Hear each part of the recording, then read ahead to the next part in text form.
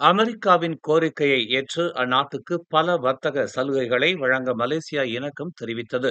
நாட்டின் ஏற்றுமதி சார்ந்த பொருளாதாரத்தை பாதுகாப்பதற்கும், உள்ளூர் வேலைவாய்ப்புகளை தக்க வைத்துக் கொள்வதற்கும் மலேசியா அம்முடிவுக்கு வந்தது என்று முதலீடு, வர்த்தகம் மற்றும் தொழில்துறை அமைச்சர் டத்தஸ்ரீ தெங்கு ஜப்ருல் அப்துல் அசீஸ் தெரிவித்துள்ளார். மலேசியாவின் மிகப்பெரிய ஏற்றுமதி இலக்காக அமெரிக்கா திகழ்ந்து வருகிறது. கடந்த 2024ஆம் ஆண்டில் 19,865 கோடி வெள்ளி மதிப்புள்ள பொருட்களை அந்நாட்டுக்கு மலேசியா ஏற்றுமதி செய்துள்ளது. மேலும் இதுவரை அந்நாட்டிடமிருந்து 3,282 கோடி வெள்ளி வெளிநாட்டு முதலீடும் கிடைத்துள்ளது என்று மக்களவையில் அவர் தெரிவித்தார்.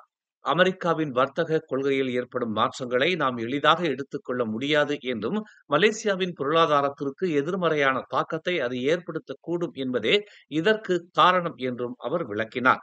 உதாரணமாக, அமெரிக்காவின் கூடுதல் வரி விதிப்பினால் மின்சார மற்றும் மின்னணு பொருட்களை அந்நாட்டுக்கு நம்மால் ஏற்றுமதி செய்ய முடியாத நிலை தோன்றினால், குறிப்பாக பினாங்கிலும் கெடாவிலும் கிட்டத்தட்ட 1,00,000 பேர் வேலை இழக்க வேண்டிய சூழ்நிலை ஏற்படும் என்று அவர் சுட்டிக்காட்டினார். லஞ்ச ஊழலில் ஈடுபடும் தங்களின் சகாக்கள் பற்றி தகவல் தரும் அரசு ஊழியர்களுக்கு அரசாங்கம் வெகுமதி அளிக்க வேண்டும் என்று மக்களவையின் துணை சபாநாயகர் ரம்லி நூர் பரிந்துரைத்துள்ளார். பொது சேவை துறையில் நடக்கும் ஊழலை அம்பலப்படுத்தும் நபர்களுக்கு வெகுமதி வழங்கி ஊக்குவிக்க வேண்டும் என்று அவர் தெரிவித்தார். இல்லையெனில் அத்தகைய ஊழல் சம்பவங்கள் அரசாங்கத்தின் கவனத்திற்கு வருவது சாத்தியமற்றதாகிவிடும் என்று மக்களவையில் அவர் கூறினார். இனக்கலவரம் குறித்து பாஸ் கட்சி நாடாளுமன்ற உறுப்பினர் ஒருவர் பேசியதால் மக்களவையில் நேற்று சலசலப்பு ஏற்பட்டது.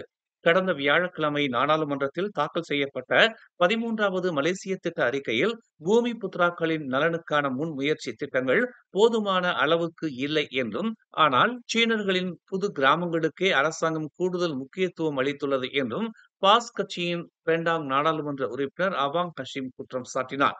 இதனால் மீண்டும் இன கலவரம் ஏற்படும் சாத்தியம் ஏற்படலாம் என்றும் அவர் கோடி காட்டினார். புது கிராமங்களுக்கு நிதி வழங்குவதில் பரிகாத்தான் நேஷனலுக்கு ஆட்சேபனை இல்லை. ஆனால் பூமி புத்ரா சமூகத்திற்கு என தனி மேம்பாட்டு திட்டமும் அந்த அறிக்கையில் இடம்பெறவில்லை. மே 13 கலவரம் நடந்ததற்கு பூமி புத்ராக்கள் மீதான பொருளாதார அழுத்தமும் ஒரு காரணம் என்று அவர் சுட்டிக்காட்டினார். அதன் விளைவாகத்தான் முதல் மலேசிய திட்டம் தொடங்கி 13 திட்டங்கள் அமல்படுத்தப்பட்டன. அனைத்து இனங்களும் சமமான அளவில் வருமானத்தையும் பொருளாதார வளத்தையும் பெற வேண்டும் என்பதே இதன் நோக்கமாகும். ஆனால் 13வது மலேசிய திட்டத்தில் பூமி புத்ராக்களுக்கு நன்மை அளிக்கக்கூடிய எந்த ஒரு திட்டமும் காணப்படவில்லை என்று அவர் கூறினார். இன்னொரு மே 13 கலவரத்தை கொண்டுவர அரசாங்கம் முயல்கிறதா என்று அவாங் ஹஷீம் வினவினார்.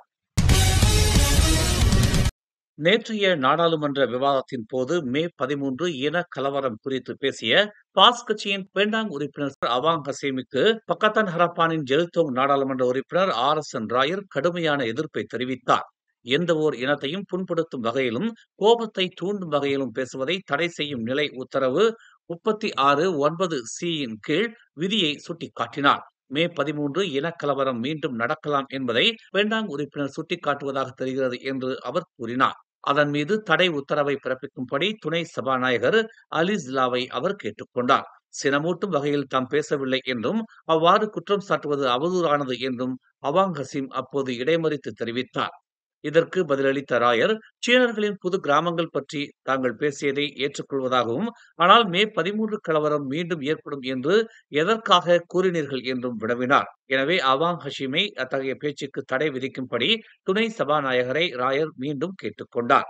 அதற்கு மறுப்பு தெரிவித்த அலிஸ்லாவ் மேல் நடவடிக்கைக்காக தீர்மானம் ஒன்றை சபாநாயகரிடம் தாக்கல் செய்யும்படி ராயரை கேட்டுக்கொண்டார். தாய்லாந்துக்கும் கம்போடியாவுக்கும் இடையில் போர் நிறுத்தத்தை ஏற்படுத்தியதற்காக மலேசியாவையும் பிரதமர் டத்தஸ்ரீ அன்வார் இப்ராஹிமையும் எதிர்க்கட்சி பாராட்டியுள்ளது. பிராந்திய நிலைத்தன்மையை மேம்படுத்துவதற்கான மலேசியாவின் முயற்சிகளை, குறிப்பாக தாய்லாந்து மற்றும் கம்போடியா எல்லை மோதலை தீர்த்ததில் பரிகாத்தான் நேஷனல் வரவேற்பதாக எதிர்க்கட்சி தலைவர் ஹம்சா ஜைனுddin தெரிவித்துள்ளார். மத்தியஸ்த முயற்சிகளில் அன்வாரின் பங்கை அவர் வரலாற்று முக்கியத்துவம் வாய்ந்ததாக விவரித்தார். தனது வாழ்த்துக்களை தெரிவித்துக் கொள்வதாகவும், முக்கியமானது என்னவென்றால் மலேசியா ஒரு மரியாதைக்குரிய இறையாண்மை கொண்ட நாடாக தொடர்கிறது என்றும், தென்கிழக்கு ஆசிய பிராந்தியத்தில் சமநிலைப்படுத்தும் சக்தியாக தொடர்ந்து மதிக்கப்படுகிறது என்றும் அவர் கூறினார். உலக அமைதிக்காக வாதிடுவதில் மலேசியா உறுதியாக இருக்க வேண்டும் என்றும், அனைத்து வகையான கொடுமை மற்றும் ஒடுக்குமுறைகளுக்கு எதிராகவும் உறுதியான நிலைப்பாட்டை எடுக்க வேண்டும் என்றும் அவர் வலியுறுத்தினார். மேலும் செய்திகளை தெரிந்து கொள்ள தமிழ் மலர் நாளிதழை பாருங்கள். உடனுக்குடன் செய்திகளை தெரிந்து கொள்ள தமிழ் மலர் இணையதளம், தமிழ் மலர் செயலி மற்றும் மலர் டிவி யூடியூப் சேனலை வலம் வாருங்கள்.